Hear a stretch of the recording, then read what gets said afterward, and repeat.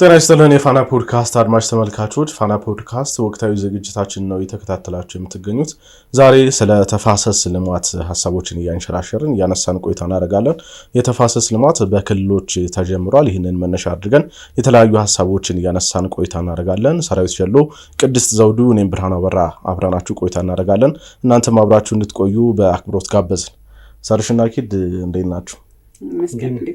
እንግዲህ የተፈጥሮ ሀብት ጥበቃ ሲነሳ የተፋሰስ ልማት በቀዳሚነት ይነሳል። እንግዲህ በሀገራችን በዚህ ወቅት ከሚከናወኑ የልማት ስራዎች መካከል አንዱ ነው። አሁን ህዝብ በነቂስ ወጥቶ ነው የሚሳተፍበትና ከሰሞኑ በክልሎች በተለያዩ ክልሎች ተጀምሯል ይሄ ስራና የተለያዩ ሀሳቦችን እናነሳለን። በተለይ ሰርሽ ጉዳዩን ክልሎችም ላይ ስለሰራ ኪድም ደግሞ በዘገባዎችም የተለያዩ ቦታዎች ላይ እየዘገበን ቆይተናል። በደንብ ጉዳዩን እናውቀዋለን። አብዛኞቻችን ደግሞ የገበሬ ልጆችም ስለሆን በደንብ መረጃው አለን፣ ሁኔታውን እናውቀዋለንና እሱ ላይ እንግዲህ ሀሳቦችን እያነሳሳን ነው ቆይታ የምናደርገው። አዎ እንዳልከው ነው። በተለይ ጥር ወር ሲመጣ ብዙ ጊዜ ታሳስ ላይ ጎተራውን የሞላ አርሶ አደር ልጅ ወጣቱም ሁሉም ጥር ላይ ደግሞ ለዚህ ለተፋሰስ ልማት እንደ አዲስ ደግሞ የሚነሳበት ነውና በተለይም ደግሞ ያለፉትን ዓመታት ስራዎች ውጤቱን ካየ በኋላ በጣም ብዙ አርሶ አደር ብዙ ወጣት እዚህ ስራ ላይ ተሳታፊ የሆነ በየአመቱ እየተሻሻለ የመጣ ስራ ነው የተፋሰስ ልማት ስራ። በተለይ እዚህ የአፈርና ውሃ ጥበቃ ስራ ነው እንግዲህና ከዚህ ጋር ተያይዞ በተለይ የተፈጥሮን ሚዛን ለማስጠበቅ የተፈጥሮን አካባቢን ለመጠበቅ ለመልማት ኢኮኖሚያዊ ማህበራዊ ብዙ ጠቀሜታዎች እንዳሉት ከመረዳት አንፃር እንደ ሀገራችን እንዳልከው አሁን በርካታ ወይም ሁሉም በሚባል ደረጃ ክልሎች ላይ ተጀምሯል ይህ ስራ። በቅርብ ደግሞ አርሶ አደሩ ስራውን ስለሚያውቀው ተጠቃሚነቱንም በቀጥታ ስለሚያገኘው የበለጠ ተጠናክሮ እየተሰራ ያለ ስራ ነውና እንዳልከው አሁን ተጀምሯል። ጥሩ እንቅስቃሴዎችም እየታዩ ነው። ተሳትፎም ደግሞ ካለፉት ዓመታት ወይም በተሻለ መልኩ እየተነሳ ነውና አንድ ወር ከዛ በላይም ጭምር ይቆያል። ጥር ጀምሮ መጋቢት ድረስ የሚዘልቁ አካባቢዎች አሉና በተከታታይ ለአንድ ወር በነፃ ጉልበት የሚሰራ ትልቅ ሀገራዊ የልማት ስራ ነው። ያው የተፋሰስ ስራ ሲነሳ አሁን አብዛኛው ሰው በእኛ አይምሯችን ላይ የሚመጣው በቃ ገጠር አካባቢ አድርገን የምናስበው ወይም በእርሻ ላይ የተሰማራውን ሰው አድርገን ነው የምናስበው። ግን የተፋሰስ ልማት ስራ ሲናነሳ ማንም የማይነካው ሰው የለም፣ የማይነካው ተፈጥሮ የለም። ህይወት የሌላቸውን ህይወት ያላቸውን ጭምር የሚነካ ነው የተፋሰስ ልማት። ሁሉንም አካባቢ ሁላችንንም ይመለከታል፣ ሁሉንም ይመለከታል። በተፋሰስ ልማት ስራን አልሰራንም ማለት ተፋሰስ አልለማ ማለት ብዙ ነገሮችን ያሳጣናል ማለት ነው።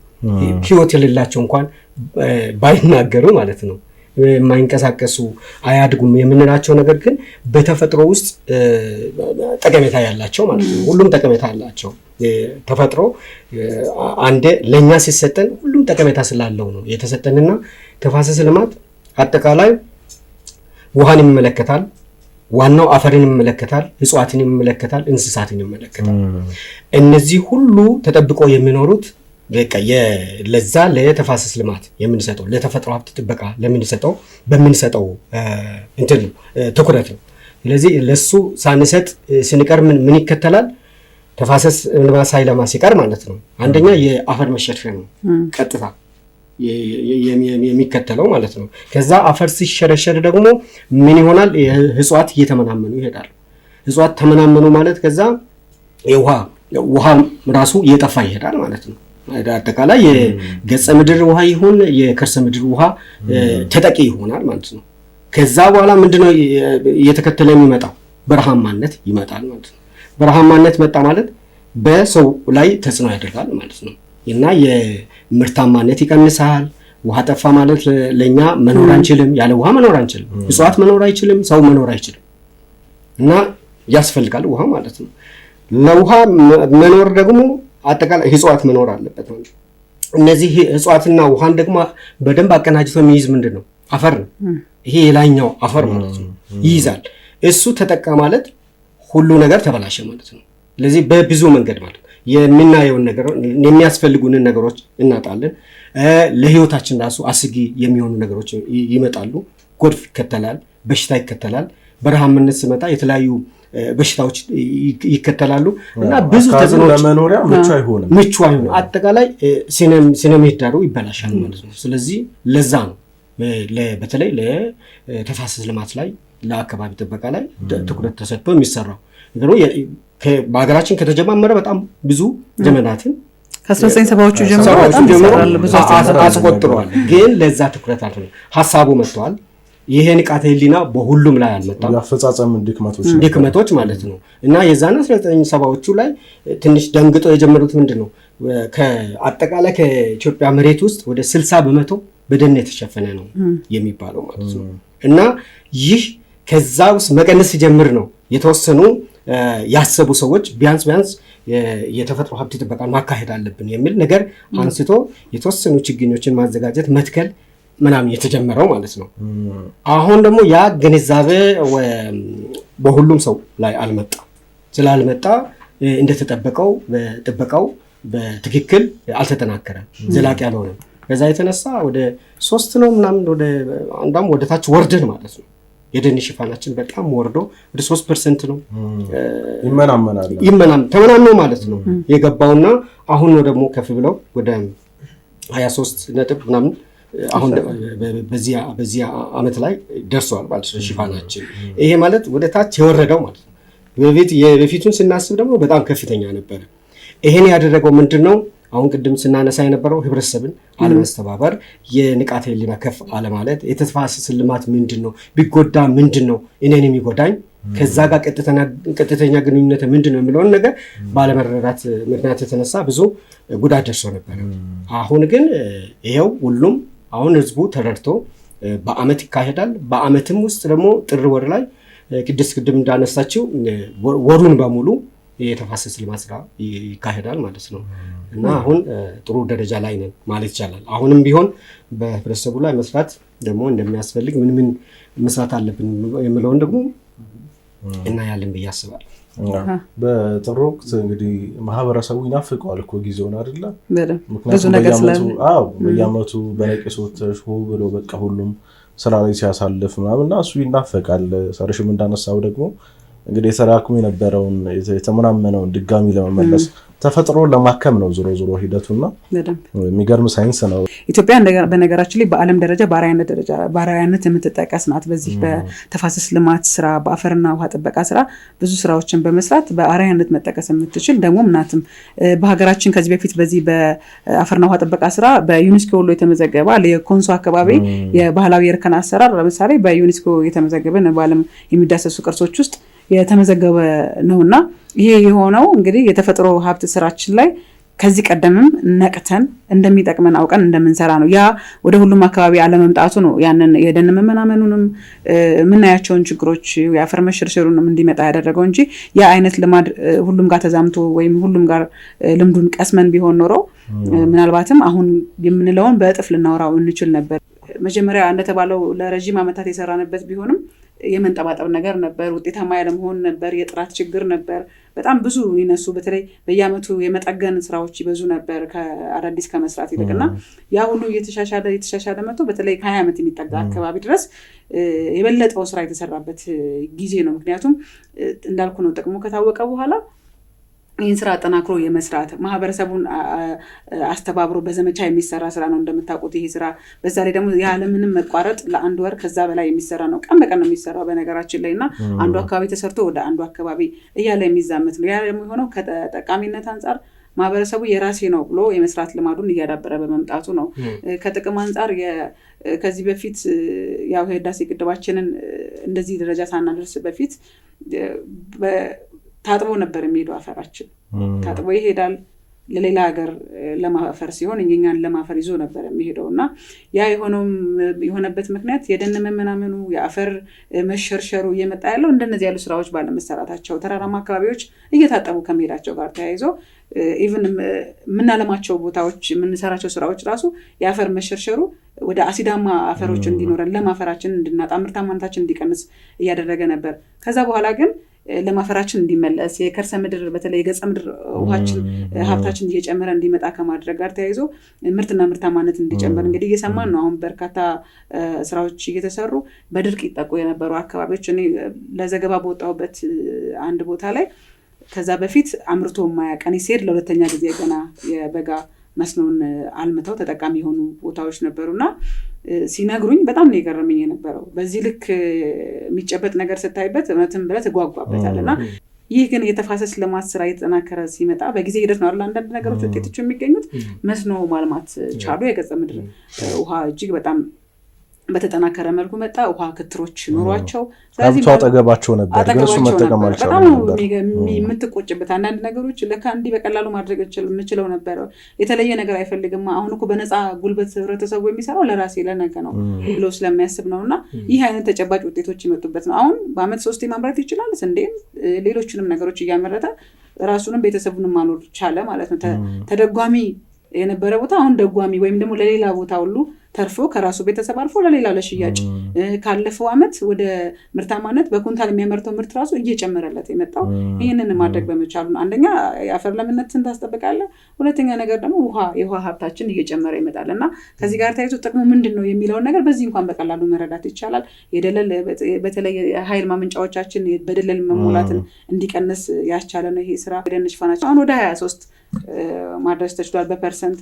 ይህ በአለም ደረጃ እውቅና ያገኘ የመጣ ነገር ነውና በውጤት ደረጃ ልንጠቅሳቸው ብዙ ነገሮች አሉ። የስራ ዕድል ፈጠራውንም ማንሳት እንችላለን። በነገራችን ብዙ ልጠቀስ ይችላል። ጥቅም ዙሪያ ማለት ነው። ባይዘይ ጥቅም ብቻ አይደለም እንድንሰራ የሚያደርገን ያው በሁሉም ቦታ ላይ አልተዳረሰም እንጂ አንዳንድ አካባቢዎች ደግሞ ችግር የሚያስተምራል በጣም ማለት ነው።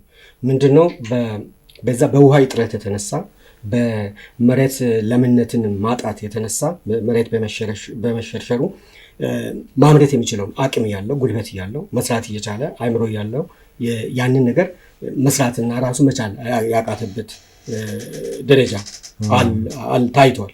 አሁን ቅድስም እንደምታነሳው ያ ህዝብ ይሰራል። መስራት ሲችል ግን ለስራው ምቹ የሆኑ ነገሮች የሉም። ለምሳሌ የመሬት ላይ ውሃ ከሌለ መስራት አትችልም። የመሬት ለምነት በጣም የተማጠጠ ከሄደ ማልማት አትችልም። ስለዚህ ያ ችግር ያስተምራል። ያ ችግር የሚያስተምረው በጥቂት ቦታዎች ላይ ነው እና ያንን ደግሞ መሸሽ ነው። ሰው ከዛ ቦታ ላይ ማይግሬት ማድረግ ነው የሚፈልገው፣ ግን እዛ ላይ ውጤት ይመጣል የሚለውን ነገር አላመጣም። አሁን የመጣው አንደኛው በዛ አስተምሯል። ሁለተኛ ደግሞ በመንግስት ደግሞ ትኩረት አድርጎ ያንን አቀናጅቶ መስራት መቻሉ የተለያዩ ነገሮች ናቸው። በመንግስትም በኩል የተሻሻሉ የመጡ ማለት ነው። የተቀናጀ የተፋሰስ ልማት ስራ ተብሎ ነው መጣ። ራሱ እንደዛ ተብሎ መጣ። የተቀናጀ ለምንድን ነው የተባለው?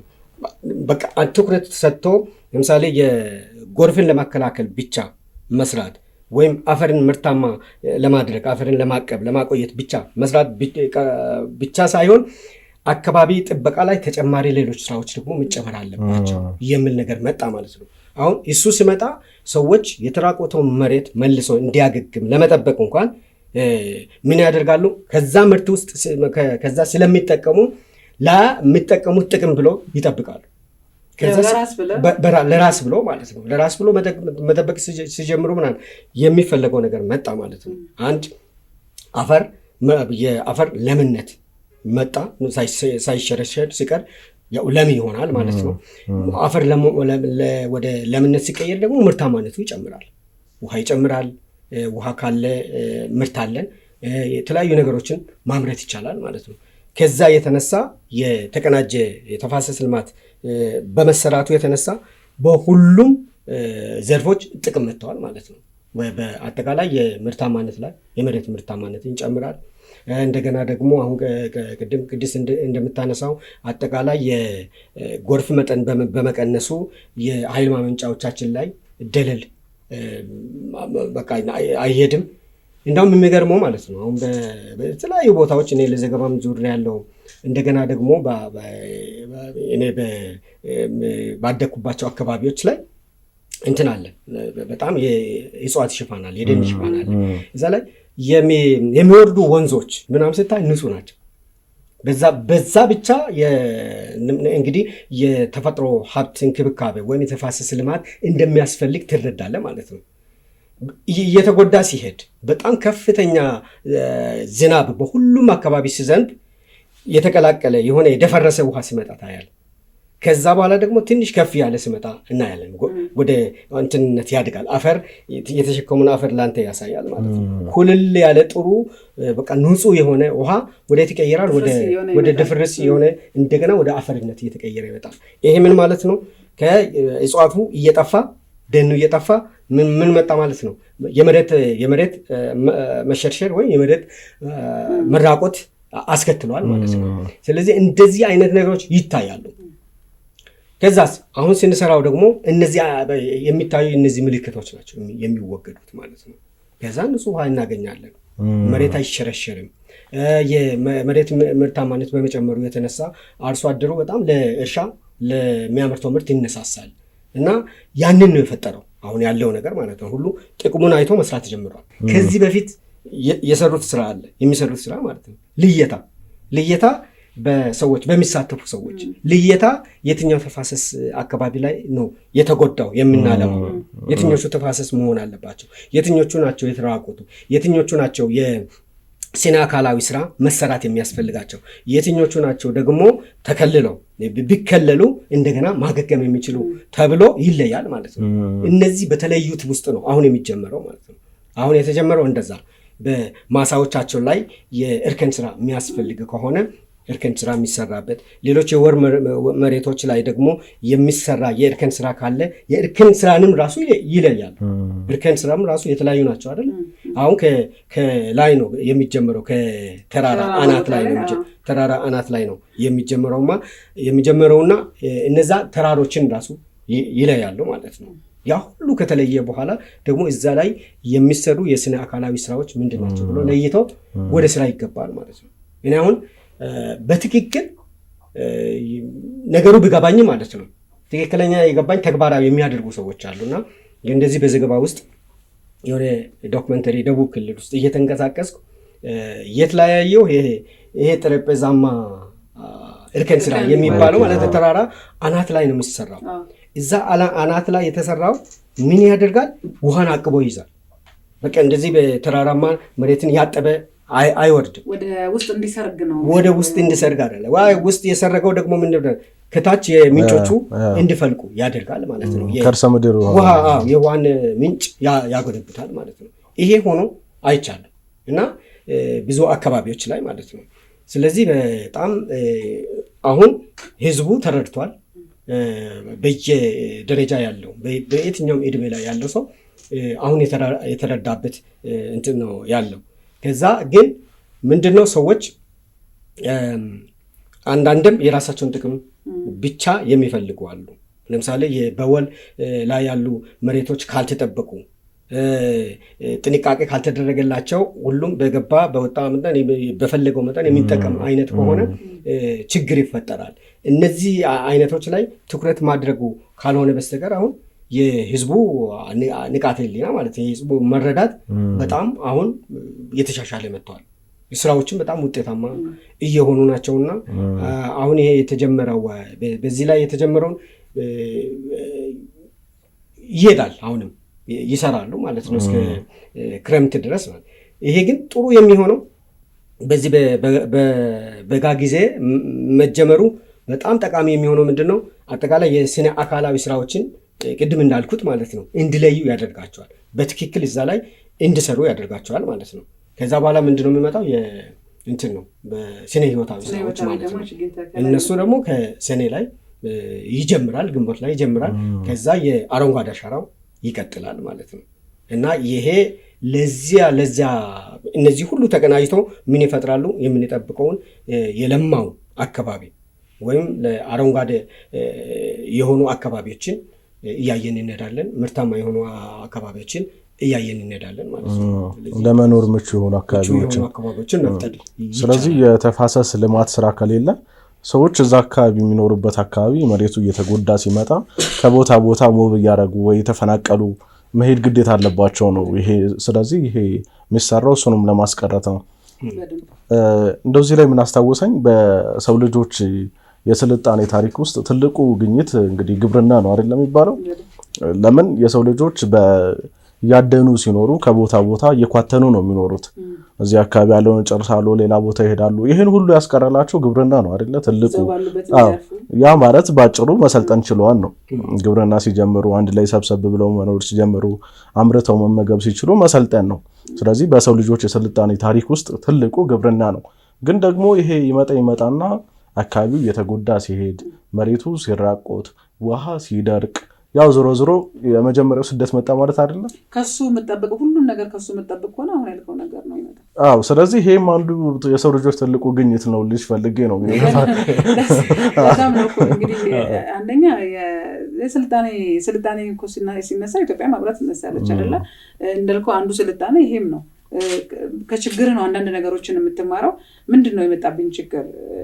ይሄን በማድረግ መሬት ትሰጣለህ፣ ትቀበላለህ። ለመሬት ምንም የማሰጥ ከሆነ መሬትን የማትጠብቅ ከሆነ ተፈጥሮን ደግሞ ምህዳሯ ካልተጠበቀና እንግዲህ ፈጣሪ እንደሰጠህ አድርገህ መጠቀም ካልቻልክ ከተጠቀምክም በኋላ ደግሞ ለሷ ማድረግ የምችለውን ነገር ማድረግ ማችል ከሆነ ራስን መለሰ ያጣ የምትሄደው እንዳልከው የመሰደድ ወይም ደግሞ የመራቆቱ ነገር ይመጣል። የአየር ንብረታችን ጀምሮ እኮ ማንሳት ትችላለህ። የምግብ ዋስትና አይረጋገጥልህም ይሄንን ማታደርግ ከሆነ። ማልማት ካልቻልክ ምግብ መብላታችን ልጆችን መመገባችንም ኢኮኖሚያዊ ተጠቃሚነትን ማሳደግ በምትፈልግበት ልክ አንተ ለመሬት መስጠት አለብህ። እንደውም እኮ የኢትዮጵያ መሬት በጣም ደግና የዋህ ነው፣ ሰጪ ነው፣ ለም ነው። እንዴ አቮካዶ እኮ በልተህ ፍሬውን ወርውረህ እኮ የሆነ ቀን ስትመጣ በቅሎ ታገኛለህ አይደል? እንደ ጎዳ ነው ወይም እንዳራቆት ነው ውሃ እንዳጠበው አይደለም ሰጪነቱ ማለት ነው። ያን ሰጪነት ግን ካልጠበቅከው ለጋስነቱን ካላስጠበቅክለት የሆነ ሳለ ያም ይቀራል። ያ ይቀርና ምን ሆኖ ነው ማለት ትጀምራለህ። ችግሩን ግን አጥንተህበት በዚህ ልክ ደግሞ እንደዚህ የአፈርና ውሃ ጥበቃ መስራት ስትጀምር ደግሞ ውጤቱን በሌላ መልኩ ሊሰጥ ይችላል። አሁን ከጥቅሞቹ እና ወደፊትም አሁንም እያየናቸው ከመጣ ነው አንዱ ለምሳሌ የፍራፍሬ አሁን የሚለሙ ቦታዎች ላይ የፍራፍሬ ልማት ስራዎች አሉ። ይህንን ማነብ ስራ የተጀመረባቸው አካባቢዎች አሉ። አሁን ወጣቱ እዛ ገጠሩም ከተማ ውስጥም ያለው ሁሉም ወደ አንድ ቦታ የሚከትም ከሆነ እየተወ እዚህ ስራ የለም እያለ የሚሄድ ከሆነ ያኛው አሁንም እንደዛው ነው፣ ባዶ እየሆነ ነው የሚሄደው። ስለዚህ ባለበት አካባቢ ላይ መልማትን እያወቀ ነው። ለምሳሌ የተከለሉ ቦታዎች ላይ ለወጣቶች ተደራጅቶ ይሰጣቸዋል። እኔ እንኳን በማውቃቸው ማለት ነው። እነዛ ቦታዎች ላይ ንብ አንበው የኢኮኖሚ ተጠቃሚ መሆን ይቻሉ አሉ። በፍራፍሬ ልማት ላይ ተጠቃሚ የሆኑ አካባቢዎች አሉ። ሊጠቀሱ የሚችሉ ወደ ቢሾፍቱ አካባቢ ያየሁት ቦታ አለ። አንድ አካባቢ ላይ አቮካዶ ልማት ላይ እንደውም ወደ ኤክስፖርት ወደ ውጭ ለመላክ የጀመሩ አካባቢዎች አሉ። በዚሁ አይነት ስራ ተመሳሳይ ስራ ማለት ነው። እንደዚሁም ደግሞ ችግኝ መፍላት ላይ እንግዲህ የስነ አካሉን ስራ ከሰሩ በኋላ እናቶች፣ ሴቶች፣ ወጣቶች ሁሉም ናቸው በነገራችን ተሳትፎ ያላቸው እዚህ የልማቱ ላይ። ከዛ በኋላ ተጠቃሚነቱን ደግሞ የተዘዋዋሪ ተጠቃሚነት እንዳለው ቀጥታ ተጠቃሚነቱ ደግሞ ስታነሳ የችግኝ መፍላት ላይ የሚሳተፉ ወጣቶች፣ እናቶች አሉ ልጆቻቸውን እየጠበቁ በዚህ ደግሞ ችግኝ እያፈሉ ለስነ ህይወት ስራው የሚዘጋጁ አመቱን ሙሉ እየተዘጋጁ የሚቆዩ አሉ። ከዛ ልክ የስነ ህይወት ስራው ሲሰራ ይህ አበርክቷቸው በትልቁ አስተዋጽኦ ስላለው እንደ ሀገር እንግዲህ በጣም በርካታ ችግኞች ናቸው ላይ የተተከሉ ያሉት። በአንድ ጀንበር የሚሰራውን የአረንጓዴ አሻራ በአጠቃላይ በጣም ብዙ ችግኝ ይፈልጋል እና ይህ ደግሞ በወጣቱ ካልተሰጠ የሚያለማው ወይም የሚያፈላው የሚያዘጋጀው ከሌለ ኬትም ልተክሉ አልችልም። ስለዚህ ሌላ የስራ ዕድል ተፈጠረ ማለት አይደል?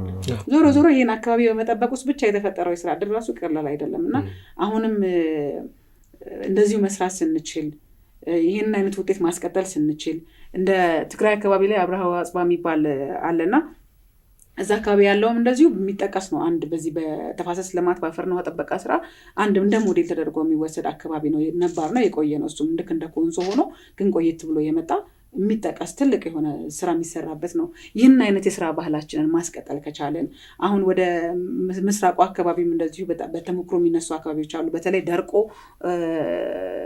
ብቻ ሳይሆን ተራቅቶ ምንም ነገር የሌለበት ተራራ ላይ አሁን ከዛፍ አልፎ ወይም ደግሞ ከደን አልፎ ሌላ ተጠቃሚነት ደረጃ የደረሱ ውጤታማ መሆን የቻሉ ለሌላው እየጓጉ ያሉ አካባቢዎች አሉ እና እንደነዚህ ያሉ ተሞክሮችን ሌሎች ቦታዎች ላይ ማድረስ ከቻለን ማምጣት ከቻለን ውጤታማ መሆን ማንችልበት ምክንያት የለም። በየአመቱ ከሚሰሩ ስራዎች ውስጥ አንዱ የመጠገን ስራ ነው። እነዚህ የተሰሩ እርከኖችን፣ ክትሮችን ተመልሶ መጠገን ስራዎች አሉ። ይሄ በአንድም በሌላም ነው። አንደኛ ከእንስሳት ንክኪ ጋር ተያይዞ እንደተፈለገ ውጤታማ የማይሆኑ አካባቢዎች አሉ። በደንብ የማይጠበቅ ከሆነ በደንብ የማይከለል ከሆነ ጉዳት የሚደርስባቸው አሉ። እነዚህን ጉዳቶች መልሶ ማልማት መልሶ እንደገና መስራት ሊጠይቅ ይችላል። ያን ሰርቶ ግን ከስተት እያረምክ መሄድ መቻል አለብን።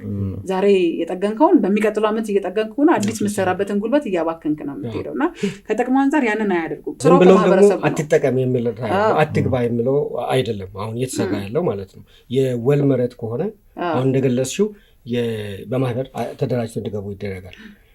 ከተደራጁና ከገቡ በኋላ ግን እንክብካቤ ያደርጋሉ፣ ይጠብቃሉ፣ ግዴታቸው ነው።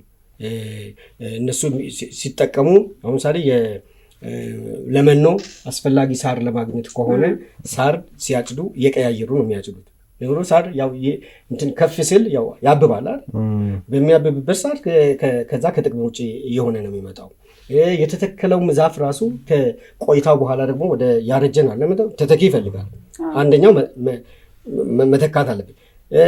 ኮንስትራክሽንም ያው የግድ ትጠቀማለህ። ኮንስትራክሽን ስንጠቀም ዛፎችን አድገው ካበቁ እድሜያቸው እንትን ካበቁ ወደ መሀል ከደረሱ በኋላ ሲመጣ ለመጠቀም ከተፈለገ ሳር ከተፈለገ ትተካለህ። ይሄ እንደዚህ አይነት ነገር አለ። አሁን ሳለ 2 ዓመት አንድን ዛፍ ለመጠቀም ስትፈልግ ከ2 ዓመት በፊት ከ2 ዓመት በኋላ የምትቆርጠውን ቀድመህ በሱ መተካት አለብህ፣ ትተካለህ። እንደዚህ ይሄ የመጣው ምንድነው እዛ ላይ ተጠቅሞ አይተዋል። ቅድስ የምትለው ማለት ነው ተጠቅሞ አይተዋል። እዛ አቮካዶ ተክሎ ንብ የማንብ ስራዎችን ሰርቶ ለከብቶቹ የሚያስፈልገውን መኖ አግኝቶ አይቷል። አየሩ ራሱ ተቀይሮ አይቷል። ውሃ እዛ ያላየው ውሃ ሲመነጭ ከየት መጣ አይልም። በዛ በሰራው ስራ ነው። ባይዘወይ ምድር እኮ እንዳለች አለች። የምንጎዳትም እንደዛ እንድትራራቆት ያደረግነው ነው እኛ ነን። መልሰን ደግሞ ተጠንቅቀን ከሰራን መልሰን እናመጣለን ማለት ነው። ኃላፊነቱ የኛ ስለሆነ ይህንን ስላዩ ለጥቅማቸው ስሉ የመፍትሄ አካል ይሆናል፣ ይጠብቃል። ስለዚህ አሁን ጉዳዩ ባህል እየሆነ ነው። መቶ የሁላችንም የግላችን አድርገ ነው አምነንበት ባህል እየሆነ ሲመጣ ደግሞ ለበለጠ ልማት ለመትጋት የበለጠ ስራ ለመስራት ትልቅ ፋይዳ አለውና ይሄን አይነት አመለካከት ማስረጽ በራሱ ትልቅ የቤት ስራ ነው። በዛ በኩል ተሳክቶልናል ነው የተገኙ ውጤቶችም ደግሞ ጉዳይ ዝሬ ማንሳት ይችላል። ባለቤት ተደርገህ አንድ ነገር ሲሰጥ ነገ ብርሃኑ ላንተ የተሰጠ ስራ ላይ አንተ ነው የምትጠየቀው።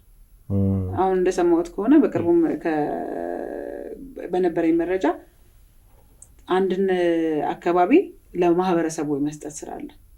ያ ማህበረሰብ እንዲያለማው፣ ያ ማህበረሰብ እንዲጠብቀው ይሄ ከህግም ወጥቶለታል በደንብ በአዋጅ ደረጃ አለው። ትክክል። ይደራጅና ተጠያቂነት ያለው ይደራጅና አሁን የደን ራሱ አጠባበቅ አለ። የደን ጥበቃ ልማትና አጠቃቀም ይመላል መመሪያዎች አሏቸው። ያለማል፣ ይጠብቃል፣ ይጠቀማል። ሲጠቀም ግን የተቀመጡ እንትኖች አሉ፣ ደንቦች አሉ። ያንን ተከትለው የሚሄዱ ማለት ነው። ያንን ያሟላል፣ ይጠብቃል ማለት ነው። ነገሩ በአካባቢ በአጠቃላይ በተለመደው በእድርም ይጠብቃሉ። አካባቢ ሽማግሌዎች ራሱ ይከታተላሉ። ያንዳንዱ ማለት ነው። ያንን ለማቆየት ለዘላቅነት ለማቆየትና ለመጠቀም ከዛም ተሻግሮ ትውልድን እንዲጠቅም በጣም የጥበቃ ስርዓቶች አሉ እና ያንን ጥበቃ ስርዓቶችን ተከትሎ ነው ልማትም የሚለማው ነው። የወል የሚለማ አለ። እንደገና በራሱ በግለሰቦች በራሳቸው በያዙት መሬትም ላይ እንክብካቤ ያደርጋሉ። ባይዘው እንደዚህ አይነት በተፋሰስ ልማት በዘመቻ ጊዜ የማንን የግለሰቦችንም ይሰራሉ። ተሰባስበው የግለሰብ መሬትንም አብሮ ነው የሚሰሩት። እንደገና የወል መሬቶችን አብሮ ነው የሚሰሩት። የወል መሬቶችን ግን በኃላፊነት የሚጠብቅ አካል ያስፈልጋል ተብሎ ወጣቶች ይደራጃሉ፣ ኃላፊነት ይሰጣቸዋል። በዛ ውስጥ ያለማሉ ሳይረብሹ ማለት ነው። ስነ ምህዳሩን ሳይረብሹ ያው ስነ ምህዳር መጠበቅ አለበት። ስለዚህ ያንን ሳይረብሹ ይጠቀማሉ ማለት ነው። ይሄንን የሚጠቀሙ ከሆነ ያስቀጥላሉ። እንግዲህ ለራሳቸው አይደለ እና ስለሚያስከትሉ ይሄ ስላለ ትውልዱም አሁን እየነቃ በትክክል ተፈጥሮ ከተጎዳ እሱ እንደሚጎዳ መኖር እንደማይችል የተረዳ ይመስለኛል። በሁሉ አካባቢዎች ሆን ብሎ ደግሞ የራሳቸው ጥቅም አሁንም አንቅሪት ደኖች አሉ በተፈጥሮ የነበሩን ማለት ነው። እነዛ አካባቢዎች ላይ አሁን በግል ፍላጎታቸው ተነስቶ ዛፍ ሊጥሉ ይችላሉ። ሰፋፊ እርሻዎችን ገብቶ ሊሰሩ ይችላሉ። ይሄንን እንኳን እንዳይነካ የመከላከል ነገር ማለት ነው፣ የመሞገት ነገር በጣም በህብረተሰቡ ውስጥ መጥቷል እና ያንን አሁን ምንድነው ቀጣይነት እንዲኖረው ማድረግ ነው፣ የማስተባበር ስራ ነው የሚጠበቀውና ሰው የነቃ ይመስለኛል። አሁንም በሁሉም ክልሎች በከተማ አስተዳደሮች ጀምረዋል። ከዚህ በኋላ ይሄንን ማስቀጠል የሚችሉ ደግሞ ህግ በተለይ ትኩረት መስጠት ማለት ነው። የማስፈጸም አይመለስም አይባልም። ያው ሰው ፍላጎቱ ከፍ ያለ ሲመጣ ያንን ፍላጎት ለማሳካት አይደለም ወደዛ የሚገባው። አሁን ለምሳሌ የእርሻ መሬት እኮ የሰፋ መምጣት ነው። የግጦሽ መሬት ያንን ከአቅም በላይ ከመጋጡ የተነሳ ነው። የግጦሽ መሬቶች ማለት ነው። የእርሻ መሬት የተስፋፋ ከመምጣቱ የተነሳ ነው። ይሄ አሁን በፊት አለ ያልናቸው የኢትዮጵያ ውስጥ የነበረው ደን የተመናመነው አፈር የተሸረሸረውና መሬት የተራቆተችው ማለት ነው በሰዎች እንትን ነው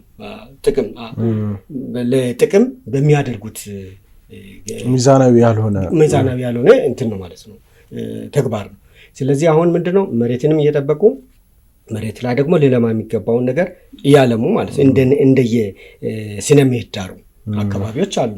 አሁን ለእርሻ ቀጥታ እርሻ የምናስባቸው የአዝርዕቶችን የምንዘራባቸው አካባቢዎች አሉ። ቡና የሚተከልባቸው አካባቢዎች አሉ።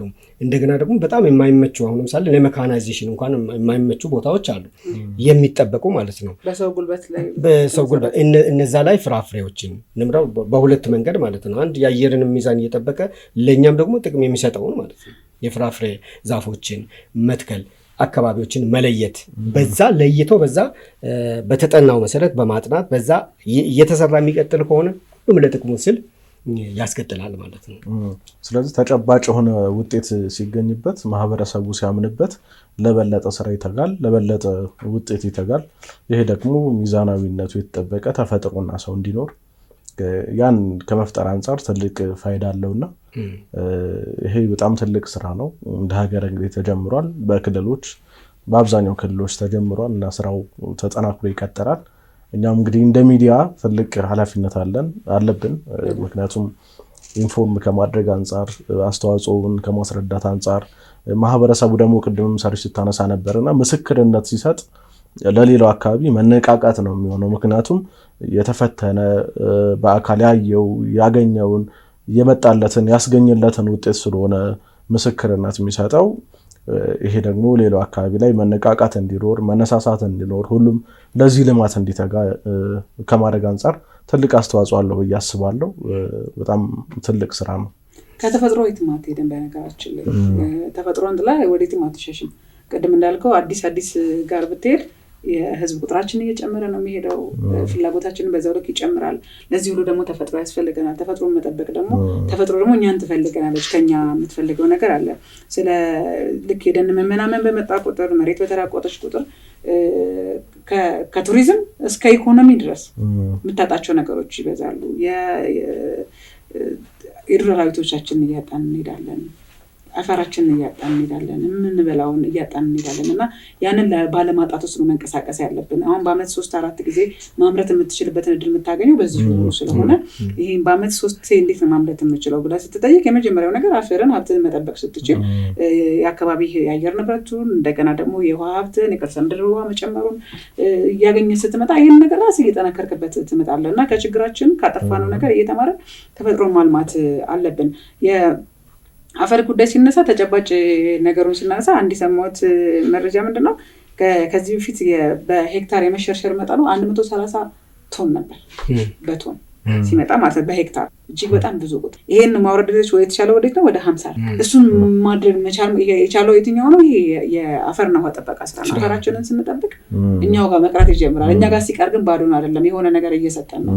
የምግብ ዋስትናችን እንዲረጋገጥ፣ ምርታማነታችን እንዲጠበቅ፣ የውሃ ሀብታችን የተፈጥሮ ሚዛንን በደንብ እኮ የደን ሀብታችን እጅጉን ከጨመረና አሁን እንግዲህ ወደ 23 ደርሰናል። በሚቀጥለው ዓመት ያለምነውን አሁን ደግሞ በየዓመቱ የሚሰራውን የስነ ህይወት ይሄ ክረምት ላይ የምንሰራውን የስነ ህይወት ስራ መስራት ስንጀምር እኮ የደን ሀብታችን እየጨመረ ይመጣል። አልፎ ተርፎ ወደ ውጭ ለመሸጥ የምንችለው የካርቦን መጠን ሊኖርን ይችላል አለንም ደግሞ ያንን ደግሞ መጨመር እንድንችል ብዙ ሀገራት አሁን ላይ በካርቦን ሽያጭ ሰርቲፊኬት ይሰጣቸዋል፣ ገቢ ያገኛሉ። ኢትዮጵያም ደግሞ ይህንን ገቢ ማግኘት እንድችል ምን በላውን ብቻ ሳይሆን ሌላ ተጨማሪ ገቢ ማግኘት የምንችልበትን ተጨማሪ ነገር ሊሰጠን ይችላል መሬታችንን በዚህ መልኩ ከጠበቅንና ስለዚህ ደናችንን ማልማት አፈራችንን መጠበቅ ውሃችንን ንጹህ ማድረግ ይጠበቅብናል እኛም ጤናማ እንሆናለን ብዙ በሽታን እኮ ያራቀን ነው የምንሄደው አካባቢን ምህዳሩን መጠበቅ ስትችል ነው ትርፋማ መሆን የምትችለው አሁን እንግዲህ ባለን መረጃ ወደ 22 ሚሊዮን ህዝብ ተሳትፎበት ነው እንግዲህ የሚሰራው ይህ ቁጥር ደግሞ በየአመቱ እየጨመረ ነው እኛም እንደምናየው እንደምንሰማው ለተለያዩ ስራዎች ስንወጣ እንሰማለን ይህ ቁጥር እንዲጨምር ያስቻለው ደግሞ አንዱ የህብረተሰቡ ተሳትፎ እንዲጨምር ያስቻለው አንዱና ትልቁ ምክንያት ተጠቃሚነት ነው ጥቅሙን መረዳት ነው እንዳልከው የኛም ስራ ትልቁ ተግባሩን ጥቅሙን ውጤቱን አሳይተን ሌላውን እንዲነሳሳ ማድረግ ተሞክሮችን እንዲጋሩ ማድረግ አንዱ አካባቢ ወደ አንዱ አካባቢ ልምድ እንዲወስድ ማድረግ አሁን በሚኒስቴር ደረጃ በግብርና ሚኒስቴር ደረጃ የሚሰራው ምንድነው ይሄንን ማቀናጀት ነው ሰርሽ እንዳልከው የተቀናጀ ተፋሰስ ለማስራ ምንድነው ይሄንን ህብረተሰቡ ማቀናጀት የቴክኒክ ነገሮችን ማሳየት አሁን የቴክኖሎጂም አይደለም በቴክኖሎጂ የተደገፉ ስራዎችን እንዲሰሩ ማስቻል ጠንካራ ስራዎችን መስራት ማስቻል የቁሳቁስ ድጋፎችን ማድረግ የሙያዊ ድጋፎችን ደግሞ በባለሙያዎች ማድረግ ያስፈልጋሉና ህዝቡ ለስራ ሲወጣ የሚሰራውን ስራ ከቦታ ለየታ ጀምሮ እስከ አቅም ግንባታ የቴክኒክ ድጋፎችን እንዳልኩትም የቁሳቁስ ድጋፎችን ጨምሮ መስጠት ያስፈልጋል ይህ በየጊዜው የሚሰራው የ22 ሚሊዮን ህዝብ ተሳትፎ ሲታይ በገንዘብም ቢለካ እጅግ በጣም ብዙ ገንዘብ ነው ይህንን መንግስት የሚያወጣው እየተከፈለ የሚሰራው እጅግ በጣም ብዙ ነው ስለዚህ ይሄን የሚሰራው ስራ ደግሞ ውጤታማ እንዲሆን አሁንም የባለቤትነት ስራ አጠናክረን መስራት አለብን እኛም ደግሞ በመንችለው መጠን እንደዚህ ለህብረተሰቡ ግንዛቤ መፍጠር የምንችለው ያክል እየፈጠርን ተጠቃሚነታችንን ማጎልበት መቻል አለብን ባለቤትም ሆኖ የሚሰራውን ህዝብ ደግሞ ማመስገን ያስፈልጋል ከስራ እስከ መጠበቅ ድረስ ከንክኪ ነፃ አድርጎ የኔ ነው ብሎ ማልማት መቻል ራሱ ትልቅ ነገር ነውና ይሄንን እንዲያደርግ ማበረታታት ማመስገንም ያስፈልጋል ለራስም ቢሆን ምስጋና ያስፈልጋልና ይበለው ያሰኛል እንትን ምን አሁን በቃ የኃላፊነት መውሰድ ላይ ነው አሁን ለማስቀጠል ማለት ነው ይሄ ነገር ላግ እንዳያደርግ ላግማ አያደርግም ነገር ግን በምንጠብቀው ፍጥነት ወደምን ያሰብነው ጎል ላይ እንዳይደርስ የሚያደርጉ ነገሮች ሊኖሩ ይችላሉ እነዛን ታክል ለማድረግ እነዛን ለመከላከልና ወደምንፈልገው ፈጥነን ለመድረስ ግን ከያንዳንዳችን ይተበቃል ኪድ እንዳለችው በዘንድሮ አመት ያስመዘገብነው ቀጣይ ደግሞ ከዚህ ከፍ አድርገን እንደገናም ደግሞ አጠቃላይ ሁላችን ኃላፊነት ምሁራን አሁን የራሳቸውን ኃላፊነት መወጣት አለባቸው በጥናት ምክረ ሐሳብ በማቅረብ እዛ ላይ በፊት ያለው ነገር እንደዚህ ነበረ እውነቱን ማለት ነው አሁን እኛ በሚዲያ ላይ እንደዚህ ስናወራ ያየነው አይደል ያወራን ያለነው እነሱም ደግሞ በጥናት ላይ የተመሰረተውን ምክረ ሐሳብ መስጠት እንደዛ ያስፈልጋል ህብረተሰቡ ደግሞ ተሳትፎን አጠናክሮ መቀጠል አለበት ሁላችንም የራሳችን ባለንበት ሁኔታ በተሰጠን ኃላፊነት የተፋሰስ ልማት የአካባቢ ጥበቃ ማስራው ከሰራን ውጤቱ ይገደላል ባለድርሻ አካላት በርካታ ስለሆኑ የሁላችንን ኃላፊነት ይጠብቃል ሁላችንም ኃላፊነት አለብን ሳርሽ ቅድስቴ በጣም አመሰግናለሁ አድማጭ ተመልካቾቻችን ፋና ፖድካስት ወቅታዊ ዝግጅታችን ነበር ስትከታተሉ የነበራችሁት አብራችሁን ስለነበራችሁ እጅግ በጣም እናመሰግናለን ጤና ይስጥልን